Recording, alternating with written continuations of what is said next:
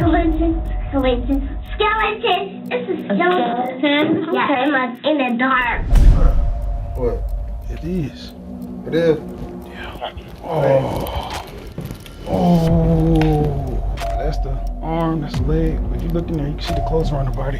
When you left the living, you weren't planning on coming back at all? No, because I didn't have no way, Crime Explorer. The evening of June 25th, 2023, DeKalb County Police arrive at 2815 Hidden Valley Apartments, responding to a third call about the same incident.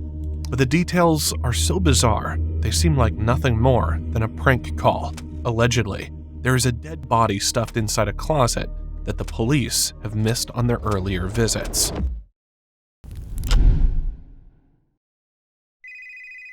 What is the address of the emergency? It's a dead body of a little girl in building 2815, apartment 27. Can y'all please hurry up? Look like she been there for like at least 6-7 months. The caller, wishing to remain anonymous, urges the dispatcher to take it seriously. This is the first of 3 911 calls that DeKalb County Police received. Officers soon arrive at 2815 Hidden Valley Apartments, Building 27, to find the door unlocked. Before entering, they start gathering information about the residence from a neighbor. Have you ever seen anybody go in or out this unit though? Not since the lady moved. How long ago did she move? 2 months, maybe? No, I mean, it smelled like funk, but not like 49 funk. As they head inside, they can see furniture and toys scattered, evidence of someone once living here. They move through the apartment, checking closets and rooms. Everything seems normal, except for a strange smell. After a careful search, the officers leave the scene, unaware of what they've missed. Ma'am, I called like 2 hours ago. I discovered a little girl body stuffed in the closet. That had been there, looked like it been there for like 6-7 months. And it still got clothes on. As a check has already been conducted at the address provided, the dispatcher finds it more probable that the caller is mistaken. However, he doesn't give up easily. I ain't got no number. I'm going to remain anonymous. Yes, I'm going to get some more information from you. Please. Listen, I'm telling you, that should be the most important information, that, and saying they have discovered a body in the closet, and I know it's a child. Soon, they receive a third call about the same apartment from the security guard of the complex. When officers arrive, they find the guard is second-guessing himself. A dead Body. They say it's a dead body in the closet. Y'all been to check? No. The guy got out the car and said, "Hey man, you need to go down there, apartment 27, building 2815. I said, "What's the problem?" The guard was approached by a man who insisted there was a body in the closet. Yeah. This is our third time out here, because I checked it myself earlier. Oh, you heard about something like this? Yeah, this is like the 4th call we got. Ain't anyone in there? No, but I'll check again just to be sure. Because they said in the closet, no, we ain't look that good, but I mean, it could be up under something. Or he says in the closet, a little girl, so apartment 27. The officer admits he didn't check thoroughly, so he investigates again. I hope nobody want to leave a little girl in there dead, not say nothing. Neither the guard nor the police officers believe there is any truth to the claims, but as per protocol, the officers try again. The officers find the door unlocked, like before. A small closet catches the officer's flashlight, and that's when he realizes this is no prank. 3231. 3-1.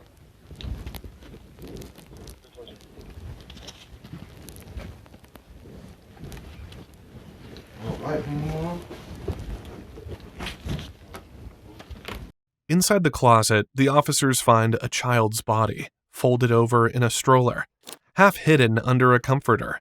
Her clothes are tattered, her skeletal remains barely visible. Usually, it's very easy for an officer to find out there is a body in the room, but in this case, there is no cadaver smell in the room because the body decayed a long time ago and has now mummified. She in there. Really? Where? I don't see it. I don't see it. That's in that black bag? No, she on top. She just It's so decayed you can't tell. Oh, that's that. But you can see the hair. But that's the arm, that's the leg. But if you look in there, you can see the clothes around the body.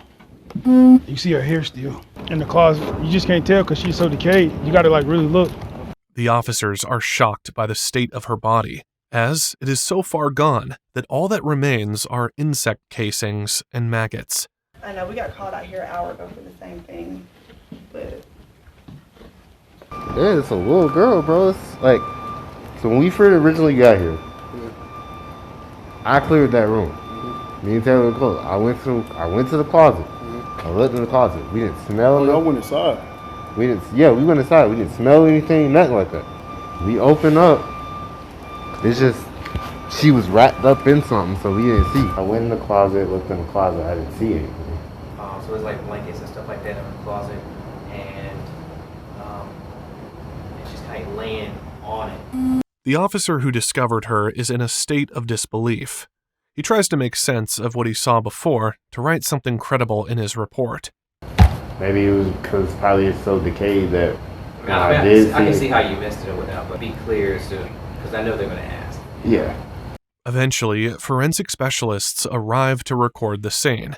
That's probably left hand. That's like her knee. I don't think that's a foot. It look like it's kind of like this. That's why I said I think she was sitting in the stroller. It do look like she wanted to. And then when she passed, she slumped over. But even the examiner, who has seen it all, cannot remain objective. Well, I just hope she ain't suffer. On top of the skeletal remains, investigators find a red purse. Inside, they find the ID and bank cards of 27-year-old Alondra Denise Hobbs. Just as they're documenting the scene, the entire process comes to a stop. By law, they are required to get a search warrant as the apartment is still under lease. The name on the lease brings forth another suspect. The property manager reveals that the lease is in the name of Cameron Hobbs, who is actually Alondra Hobbs' husband.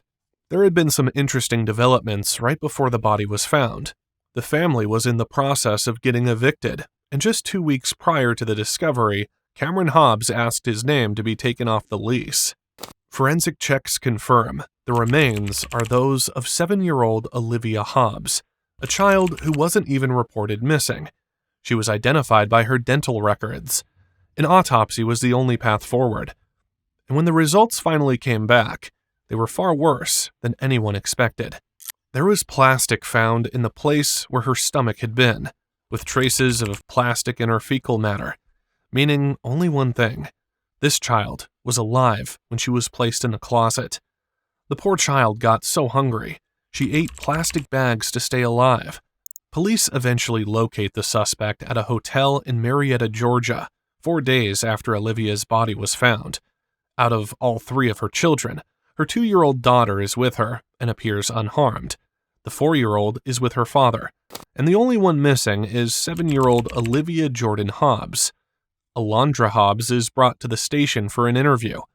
Once they revealed Olivia was dead, she waived her Miranda rights to speak to the police.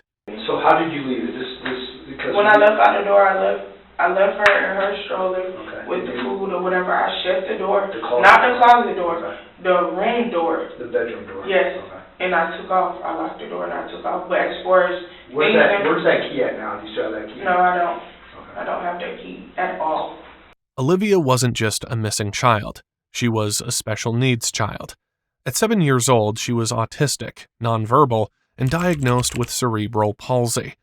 She relied completely on the adults around her to communicate, move safely, and manage her daily needs. Her neurology team had been refilling her prescriptions through the COVID pandemic, but stopped in August 2022 when Alondra failed to bring her in for an in-person appointment. Alondra's sister, who works for the Department of Children and Family Services, admitted she hadn't seen Olivia since the previous year. And I know I had asked her, I was like, where's Olivia? Because I watched all 3, and she was like, oh, she's down south in Albany with her paternal grandmother. Well, she didn't say paternal, but with her grandma, her dad. Yeah. Initially, Olivia blames her husband, Cameron Hobbs, claiming she left Olivia in his care, but the truth soon comes out. The way the child acts makes it obvious that Cameron hit his children, and it raises real questions about what was going on in that home. But Cameron's mother says it wasn't her son at all. It was Alondra. To back herself up, she hands investigators a photo showing a clear handprint-shaped welt on Olivia's chest, the kind that doesn't happen by accident. Additionally, Cameron has an alibi. He can confirm the fact that he moved out of the family home last summer, leaving all 3 children in Alondra's care. The 4-year-old, when drawing her family, speaks about Olivia. And my sister shouldn't need an angry face. So the other sister, we draw an angry face? Yeah. She reveals something troubling. Oh, skeleton. It's a skeleton. Okay. Yeah, in the dark. In the dark? What's a skeleton in the dark? Because I feel sad. You feel sad? Mm-hmm. Well, you said something about a skeleton in the dark. Who's the skeleton in the dark? The pink one. The pink one? The pink skeleton. Skeleton in the dark. This could be mindless child play, but given the current circumstances, it is cause for alarm. Cameron further declares that he would regularly pick up his 4-year-old for visits, but after taking her on Easter, he refused to bring her back, claiming the child was afraid of her mother. My mama said don't mess with my toy because I get a wet in her back. Mommy said don't mess with the toys because you get a what? A whooping. A whooping, okay. All signs point toward Alondra. Alondra explains why she left her daughter. It had become too much for her to handle. She described what life had been like in the house with Cameron. Her daughter was autistic, and Cameron wanted her to give the child up to a white family. The arguments were constant, and after those arguments, he hit her. She said this pattern went on, and eventually, she felt she had to get out. The officers decide the only way forward is to corner the suspect. Alondra insists Olivia was with Cameron at the apartment, not alone. She said she left Olivia with him because she felt overwhelmed and couldn't manage her care. According to her, Cameron had been abusive toward the child for a long time. She blamed him for everything that happened inside that apartment. You stop playing dumb like you don't know what happened to your damn oldest daughter. Your special needs oldest daughter. I know she's autistic. So tell me what happened in that apartment. She continues to play victim, and the detectives are tired of playing along. Finally, she breaks down and confesses. I can't tell you besides I left her. You left her in that apartment alone? No, with Cameron. Having no support and feeling unable to cope with raising 3 children on her own, she did the unthinkable.